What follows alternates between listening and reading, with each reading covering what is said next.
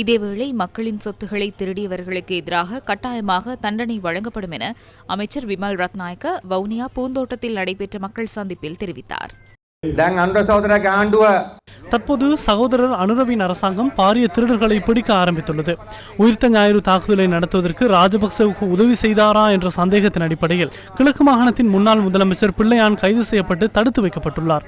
அமைச்சரே, கொழும்பில் உள்ள திருடர்களை மாத்திரமா பிடிப்பீர்கள், வடக்கில் உள்ள திருடர்களை பிடிக்க மாட்டீர்கள் என பலரும் வினவுகின்றனர். இங்குள்ள திருடர்களையும் பிடிப்போம். அனைத்து அரசாங்கங்களிலும் அமைச்சு பதவிகளை வகித்த திருடர்கள் இங்கும் இருக்கின்றனர்.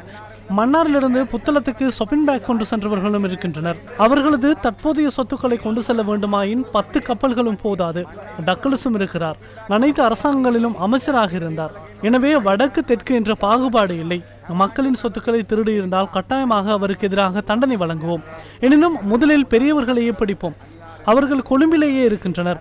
ராஜபக்ச நீல திமிங்கிலம் මෝරු වගේ ලොකු ඒව. ඒ කට්ටිය වැඩිපුර ඉන්නේ කොළඹ. රාජපක්ෂ තමයි නිල්තල්මහා.